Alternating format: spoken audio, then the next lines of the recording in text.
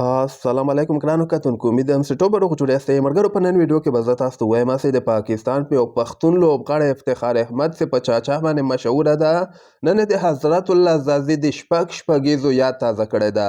دغه کوټه کې یو د ناستې ایګزیبیشن میچ دوی ترسره کړ، یعنې پریکټیس غوندې لوبه ترسره سوله. د پېښور او د کوټه مابین کې دغه لوبه ترسره سوله.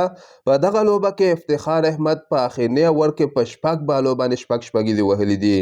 نو که تاسو مونږ متاثره سوي یاستئ، دغه ویډیو هم در سره حتما لایک کړئ او نورو ملګرو سره هم شریکولی سئ. راځم اول خو به زه تاسو ته وایم چې په دغه کوټه کې هسې ایګزیبیشن میچ و، یعنې پریکټیس میچ و. دغه لوبه دوی ځکه تیاري چې دغه خلک په دغه پاکستان سوپر لیګ کې انټرسټ واخلي، دلچسپي واخلي او ډېره زبردسته لوبه هم ترسره سوله. نن لوبه کې خاص خبره بیا دغه وله چې افتخار احمد چې کوم ده شپږیزې د پاکستان پخوانی فاست بالر وهاب ریاض چې کوم ده ښه تیز بالر دی، یعنې 50 سپیډ بال هم ولري، هغه باندې شپږیزې وهلي دي. د افغانستان حضرت الله زازم په عبدالله مزاري باندې په افغانستان پریمیر لیګ کې شپږیزې وهلې ولې. افتخار احمد اولنی پاکستاني لوبغاړی چې په یو اوور کې شپږیزې وهلې دي.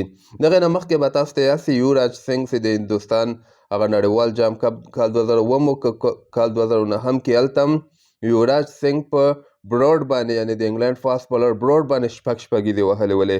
دې نه علاوه هرشل ګیبز هم یو دانه د ساوت افریقا لوبغاړی و، هغه هم په 500 وریځه لوبه کې شپږیزې وهلې دي.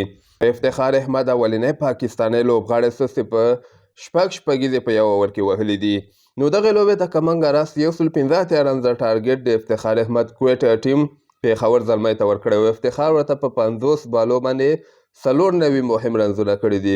افتخار نه علاوه خوشدل بیا ورته 40 بالو باندې 30 رنزه کړي او 28 رنزه بیا بنګالزی ده که څوک ده ورته کړي دي. بل طرف ته د پېښور زلمی ټیم چې کوم د 101 پورې دغه رنزونه رسولي، ټوله وړونه ختم سوي. په 3 رنزو باندې د افتخار احمد دوی ټیم دغه لوبه ګټلې ده. پېښور ټیم کې دغه شاهد خان افریدي هم لوبه ترسره کړې وله. افریدي ورته 19 بالو باندې 25 رنزه کړي دي. دې نه علاوه محمد حارث چې کوم دغه ځوان پښتون لوبغاړی ده، پښتون ده ورته 53 رنزه 15 بالو باندې کړي دي. او دې نه علاوه بابر اعظم 18 بالو باندې 23 رنزه کړي دي.